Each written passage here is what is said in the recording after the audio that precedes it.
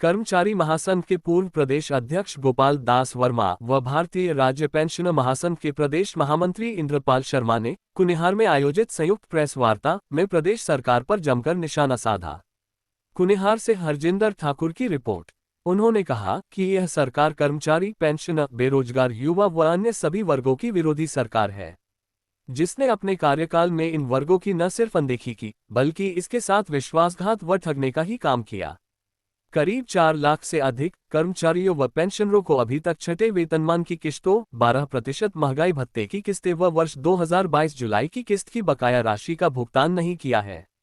सरकार अपने मंत्रियों, सीपीएस व दर्जनों निगमों बोर्डों के चेयरपर्सन व 6 सलाहकारों को कैबिनेट मंत्री का दर्जा देकर 35 अधिवक्ताओं की फौज और अपने मित्रों पर हर महीने करोड़ों रुपयों का फिजूल खर्च कर रही है। कर्मचारियों व पेंशनरों की देनदारियों की राशि पर कुंडली मारकर बैठी है। माननीय उच्च न्यायालय के पारित आदेशों की अवहेलना कर रही है। उन्होंने कहा कि इसको लेकर इन वर्गों में सरकार के प्रति गहरा शोक व्यक्त है तथा अब इनके सब्र का बांध टूट चुका है। पथ परिवहन के सेवानिवृत्ति कर्मी आंदोलन कर रहे हैं। इंद्रपाल शर्मा ने कहा कि भारतीय राज्य पेंशनर महासंघ अपने अन्य 6 सहयोगी संगठनों के शीर्ष नेताओं से शीघ्र वार्ता करके आगामी रणनीति बनाकर सरकार के विरुद्ध आंदोलन करेगा। इस अवसर पर ओम प्रकाश गर्ग, श्यामानंद, जगदीश चंदेल, भवानी शंकर, सुशील शर्मा, गोपाल कृष्ण, सतपाल, भवानी सिंह, रमेश योगीराज, हरदेव भारद्वाज उपस्थिति रहे। महासंघ हिमाचल प्रदेश का महामंत्री हूँ। आज प्रदेश में सुखू की सरकार का आए हुए 1.5 वर्ष से अधिक का समय हो गया है। इन 1.5 वर्षों के अंदर इस सरकार ने प्रदेश के करीब 4.5 लाख कर्मचारी और पेंशनर और अन्य जो वर्ग है सभी के साथ धोखा किया है और झूठ के सहारे सत्ता पे आई ये सरकार 1.5 वर्षों के अंदर इसने शोषण का ही काम किया है। आज प्रदेश के सभी कर्मचारी वर्ग जो है इस सरकार से हताश है, निराश है। प्रदेश सरकार छठे वेतनमान की जो बकाया राशि है उसको देने की स्थिति में नहीं है। 12% जो है महंगाई राहत की किस्त जो है वो देर हो चुकी है, 4 और आने वाली है और वर्ष 2022 का जो एरियर है जुलाई का वो पेंडिंग पड़ा हुआ है।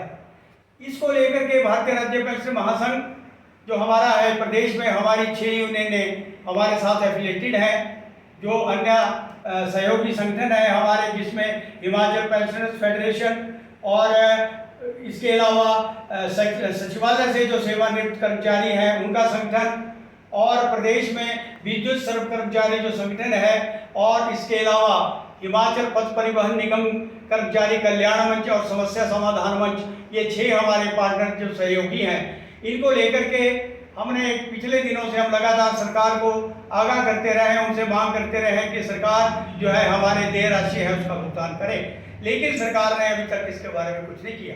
इसको लेकर के हमारे महासंघ के द्वारा अन्य सहयोगियों के द्वारा बार बार संघर्ष का रास्ते अपनाने के लिए सरकार ये मजबूर कर रही है।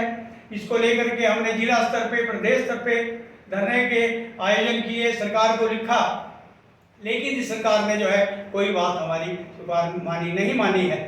अब समय आ गया है कि प्रदेश के जो कर्मचारी हैं, चाहे वो अन्य कोई भी वर्ग है, आज एकजुट हो रहा है प्रदेश में, क्योंकि अपनी मांगों को मनवाने के लिए केवल मात्र हमारे पास एक ही रास्ता बचा है और कि हम संघर्ष के राह पे जाएं। इसको लेकर के जो हमारे अन्य सहयोगी संगठन हैं उनसे हमारी वार्ता चल रही है और आज 10 दिन के अंदर अंदर ही हमारी जो टॉप लीडरशिप है, जो हमारी 6 यूनियनें हैं, हम मिलकर के एक निर्णय लेने जा रहे हैं। उसके ऊपर जो है हम संघर्ष का रास्ता जो अपनाएंगे वो रणनीति तय की जाएगी। हिमाचल पथ परिवहन निगम के जो हमारे कर्मचारी हैं, पेंशनर हैं, वो सड़कों पे उतर चुके हैं। इनको भारतीय राज्य पेंशनर महासंघ अपना पूर्ण समर्थन देता है और जो आगे आने वाला संघर्ष इनका होगा, हम सब मिलकर के 7 यूनियन जो है प्रदेश में जो है सरकार हमें मजबूर कर रही है, तो हम इसका आंदोलन करने से भी हम पीछे नहीं रहेंगे। तो मैं एक बार फिर पुनः आपके माध्यम से सरकार को आग्रह भी करना चाहता हूं और चेतावनी भी देना चाहता हूं कि सरकार समय रहते हमारी जो मांगे हैं इनको समय पे पूरा करे, अन्यथा जो आने वाला समय है उसके लिए सरकार जिम्मेवार होगी। सरकार ये भूल में ना रहे कि हम वृद्ध हो चुके हैं, संघर्ष नहीं कर सकते। प्रदेश के हमारे करीब 2 लाख जो संख्या है आज पेंशनरों की है, हमारे सारे जितने भी दड़े हैं उनसे भी मेरा आग्रह है कि अपनी एकता का परिचय देते हुए अपने अधिकारों की रक्षा के लिए आगे आए, अन्यथा ये वो दिन दूर नहीं जो हमारे प्रदेश की सरकार है, ये जो हमें अभी भी मिल रहा है, इसको भी ये डीफ्रीज कर सकती है। इसको हम कभी होने नहीं देंगे। हमने बहुत संघर्ष किए हैं, आगे भी करेंगे। तो सरकार समय रहते जो है इसको उचित कार्रवाई करके समाधान करे, अन्यथा जो हमारे प्रदेश के पेंशनर हैं हम मजबूर होंगे सड़कों पर उतरने के लिए। यही मैं आपके माध्यम से कहना चाहता हूँ। धन्यवाद। और इंद्रपाल शर्मा जी इस संगठन के ये वरिष्ठ प्रधान भी हैं और राष्ट्रीय राज्य पेंशनर महासंघ के ये महासचिव भी हैं। ये संगठन हमने 15 साल पहले बनाया था और आज फिर इस संगठन की आवश्यकता पड़ गई है। इस प्रदेश में हमारे इस संगठन में 200 के करीब कर्मचारी नेता हैं और एक ही संगठन है प्रदेश के अंदर जो सबके बारे में लड़ाई लड़ता आया है। और आज ऐसा हो गया कि वर्तमान जो सुप्रीम सरकार है वो मतलब जो है कर्मचारियों के साथ अन्याय कर रही है, कर्मचारी विरोधी फैसले ले रही है और जो है क्या नाम है कर्मचारियों को एक पैसे का भी लाभ नहीं दे रही है। तो हमने ये फैसला किया, सरकार को अल्टीमेटम दे दिया चीफ सेक्रेटरी को लिख करके कल कि 15 अगस्त से पहले हमारी जितनी भी पेंडिंग डिमांड है उसको आप लागू करिए। और चाहे एरियर है, चाहे 12% दिए हैं, चाहे पंजाब पे स्केलों का जो एरियर है और जो भी है यानी रिवर्समेंट का पैसा है, और जो 2016 से 2022 तक जो पेंशनों को देना है वो सारे उसमें चाहे वो कोई भी मतलब उसमें भत्ते हैं जो भी हैं।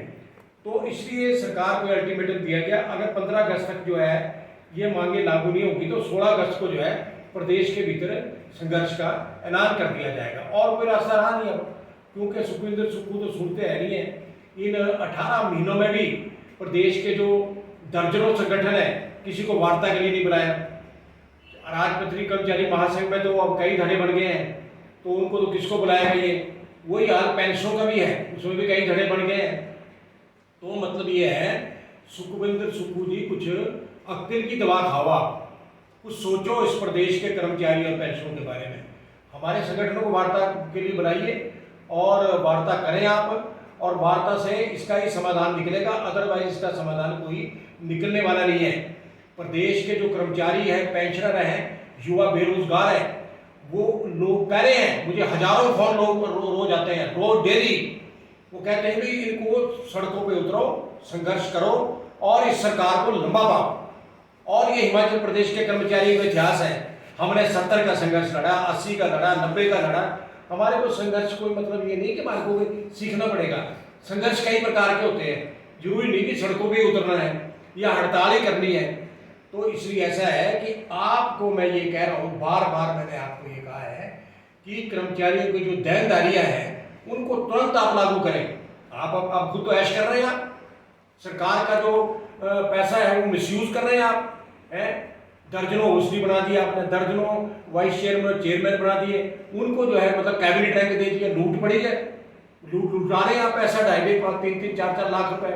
तो मेरा कहने का मतलब आपसे ये है सर कि आपको अभी 15 अगस्त से पहले जो है ये आपको ऐलान करना पड़ेगा, कर्मचारियों के बारे में सोचना पड़ेगा। अगर आप नहीं सोचेंगे तो आप तो ये कह रहे हैं कि हम तो 440 पहुंच गए, 40 पहुंच गए, 40 पहुंच गए, पर 4 पर भी हम ही लाएंगे आपको। इलेक्शन चाहे अभी हो, इलेक्शन चाहे बाद में हो, आप 4 सीटों पे सुखड़ाएंगे आपको। 4 से 5वीं सीट नहीं आने देंगे पूरे प्रदेश में। और हम प्रदेश में घूम रहे हैं, लोगों से संपर्क कर रहे हैं, कोई आपके फेवर में नहीं है, कोई भी आपके फेवर में नहीं है। इसलिए फेवर में नहीं है कि आपने सत्यानाश कर दिया स्टेट का। अभी जो है 28,000 करोड़ आपने कर्जा ले लिया, वो डाला कहाँ आपने कर्जा? श्वेत पत्र जारी करें आप, उस पर किसको दिया हो पैसा आपने? महिलाओं को वो ठग दिया आपने। इन बाई इलेक्शन थे, जो 3 बाई इलेक्शन थे विधानसभा के, आपने कहीं 4200 बांट दिए, कहीं 1500 बांट दिए, वो भी नीचे कांगड़ा ऊना में ही। और आप देखिए कि अब वो बंद हो गया। वो तो बंद होना ही है, क्योंकि वो आपने तो दाना डालना था, जो डाल दिया दाना और आपने वोट हासिल कर लिए। उसके बाद आपने जब ये आपने चुनाव जीत लिए तो आपने 125 यूनिट का जो भारतीय जनता पार्टी की जयराम सरकार ने वो तोहफा प्रदेश के लोगों को दिया था, वो आपने छीन लिया है नहीं। और उसके बावजूद आप इस बात को देखिए कि मतलब आप ये कह रहे हैं कि मतलब अभी ट्रांसपोर्ट में भी किराया बढ़ने वाला है। इसके अलावा जो है जो कर्मचारियों को जो 50% जो है पेंशन मिलती है वो आप 30% करने वाले हैं, वही फाइन पुट अप हो गई है। तो ये जो आप कर रहे हैं ना, ये कुछ ठीक नहीं कर रहे हैं और ये आपके लिए सेहत के लिए अच्छा नहीं रहेगा। आपने तो अपनी बीबी को MLA बना दिया, उसको भी पेंशन, आपको भी पेंशन। लूट मची है, लूटो जब तक लूट सकते हो, परंतु इस प्रकार की स्थिति नहीं चलने दी जाएगी। अब प्रदेश उच्च न्यायालय ने, हाई कोर्ट ने आदेश किए सरकार को कि जो पेंशनों का जो बकाया है वो 6% के हिसाब से दे इनको। आप तो हाई कोर्ट के आदेश को नहीं मान रहे, तो किसके आदेश को मानेंगे आप? मुझे इस बात को बताइए, आप ये बताना होगा आपको। और अभी 6 CPS का फैसला भी आने वाला है। शांति रखिए, वो भी मुझे लगता है भगवान करेगा आपके खिलाफ ही जाएगा, क्योंकि आपके सारे जो फैसले हैं वो सारे गलत होने जा रहे हैं। और हमारे अंदर जब तक जान है, हम प्रदेश के कर्मचारियों के लिए, पेंशनों के लिए लड़ेंगे और जीतेंगे। इसमें दो राय कोई नहीं है। मैं जो आपसे कह रहा हूँ, और बड़ा तजर्बा है मुझे बड़ा भारी तजर्बा है, आपसे भी ज़्यादा तजर्बा है। आप तो मेरे सामने बच्चे थे। और बात यह है कि अब ये जो है हेरा फेरी नहीं चलने दी जाएगी, बिल्कुल नहीं चलने दी जाएगी, चाहे जो मर्जी होगा। हमारे को भूख हड़ताल में बैठना पड़ेगा, हम बैठेंगे भूख हड़ताल पे।